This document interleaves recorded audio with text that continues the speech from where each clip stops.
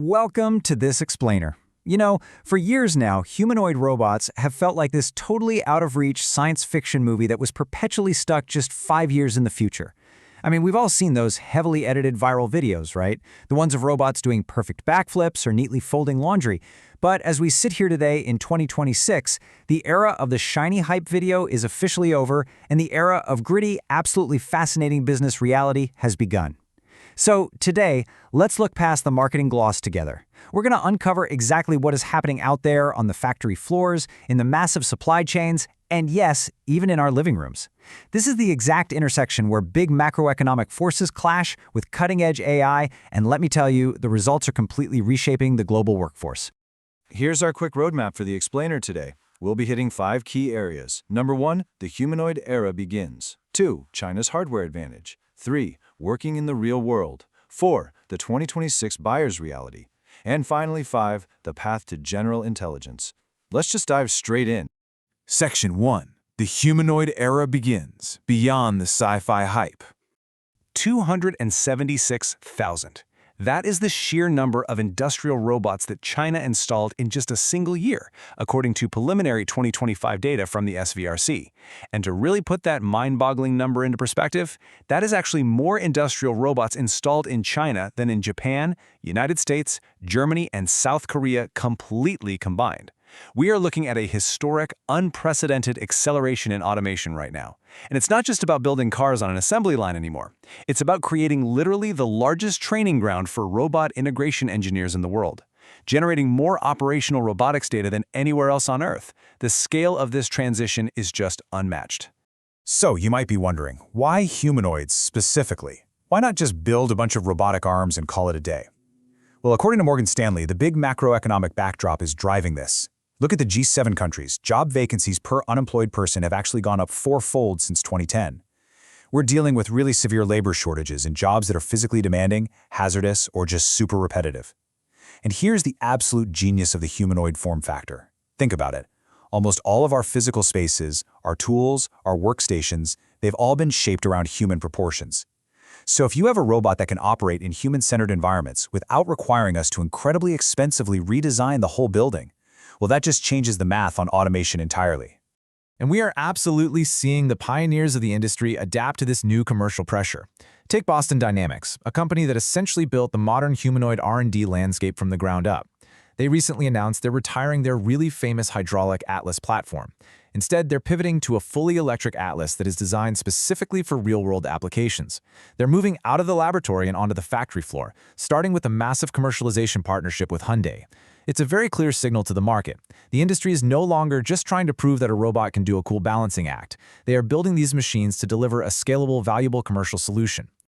Moving right along to Section 2, China's hardware advantage, the factory of the humanoid. When you look at the 2025 global humanoid installations, there's a really stark contrast. Chinese firms basically captured nearly 90% of the entire market. You have companies like Hangzhou's Unitree and Shanghai's Zigibot shipping over 5,000 units each. Now contrast that with leading US competitors, who shipped roughly 150 units each during that exact same period. From a pure volume perspective, China isn't just participating in the global robotics industry today, they are essentially defining it. The really crucial question is, how exactly are they doing this? Well, it all boils down to a concept the industry is calling Shenzhen speed. Here's how it works. If you want to build a robotic arm prototype in the US or Europe right now, it's going to take you typically 10 to 14 weeks and cost upwards of $15,000. But in Shenzhen, because they have this hyper-dense supply chain that was originally built for the electric vehicle boom, that exact same prototype takes just 10 to 14 days and costs less than $8,000. They are literally repurposing actuators, gears, and precision motors straight from EV manufacturing. That compound speed advantage means Chinese firms can iterate on their designs faster and much cheaper than anyone else on the planet. And this incredible hardware advantage is being backed by massive, highly coordinated national action plans. China's Ministry of Industry and Information Technology has set a frankly staggering target, 100,000 deployed humanoids by 2027. And the demand engine required to actually absorb those numbers, it's already there. Manufacturing giants like BYD, the world's largest EV maker, and Foxconn, which employs over 1 million workers, represent a buyer base that really no other country can match right now. They're deploying these robots to handle the extreme precision you need in battery and electronics manufacturing, and that creates this massive continuous feedback loop of operational training data. Let's move to Section 3, working in the real world, from logistics to living rooms. 100,000. That's a huge milestone that was recently hit by Agility Robotics. Their general-purpose humanoid named Digit successfully moved over 100,000 totes at a GXO logistics facility. And guys, this is what true industrial validation actually looks like in 2026. This isn't some carefully staged, perfect 2-minute demo for YouTube. It is high-volume, extremely reliable throughput over thousands of cycles in a really dynamic, messy environment. It proves that a bipedal robot can seamlessly lock into existing workflows and safely team up with human workers to deliver real, long-term return on investment. Yet believe it or not, some of the most impactful deployments are happening miles away from any warehouse. We are staring down a global aging crisis right now. The over 65 population is projected to hit 1.5 billion by 2050. And honestly, there simply aren't enough human caregivers to go around. Enter the elder care robot market, which is currently valued at over $3.5 billion. We're seeing widespread, real-world deployment of robots right now.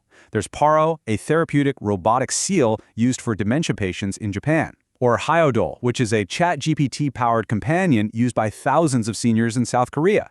These robots aren't meant to replace human touch. Instead, they act as a vital force multiplier, actively combating severe caregiver burnout and what is frankly an epidemic of loneliness. Just take a second and listen to this quote from an elderly Hyodol user in South Korea.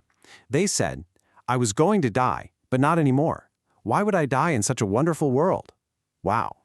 You know, it's so incredibly easy to get lost in the cold engineering specs and the massive supply chain metrics, but this brilliantly illustrates the profoundly emotional, literal life-saving impact this technology is having today. By providing a 24/7 presence, gentle medication reminders, and just being a non-judgmental conversational partner, these embodied AI systems are quite literally restoring dignity to aging populations and saving lives. All right, let's talk business in Section 4. The 2026 buyer's reality, hidden costs, and supply chains. If you're looking to procure one of these machines in 2026, the market is heavily bifurcated. It's basically a tale of two very different approaches. On one side, you have pure retail availability. Chinese manufacturers like Unitree and Booster essentially let you just add a humanoid to a digital cart, sign a standard purchase order, and you've got delivery in 4 to 8 weeks. Simple. On the other side, prominent US and European vendors like Figure, Apertronic, and 1X.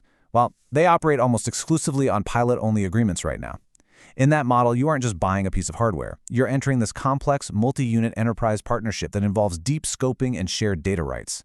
So if you're a buyer who just needs one single robot for your lab disk order, your options are actually kind of limited. And then we have to talk about the hidden costs of ownership, the gritty details that marketing brochures conveniently love to leave out.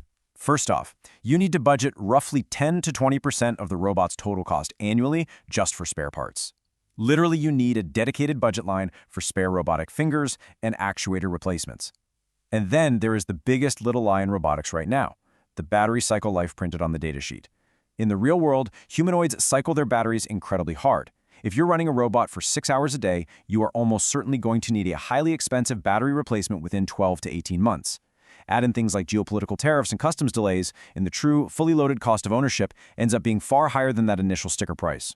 Which brings us to our final section, Part 5, the path to general intelligence, AI and hardware. Morgan Stanley actually uses this totally fascinating framework to explain where the tech is at, basically dividing robotic intelligence into 2 layers. First, you have what they call the lizard brain. This handles all the low-level stuff, motor control, balance, raw reflexes. And thanks to huge strides in simulation and reinforcement learning, humanoids have actually largely mastered the lizard brain. They can walk on uneven ground, they can recover if you push them, they can navigate stairs. But the real bottleneck today is the cerebrum. That is the high-level cognitive reasoning a robot needs to perceive a chaotic, totally unpredictable human environment, make a smart decision, and adapt on the fly. Right now, current systems still struggle immensely the second they encounter a random scenario that falls outside of their strict training data.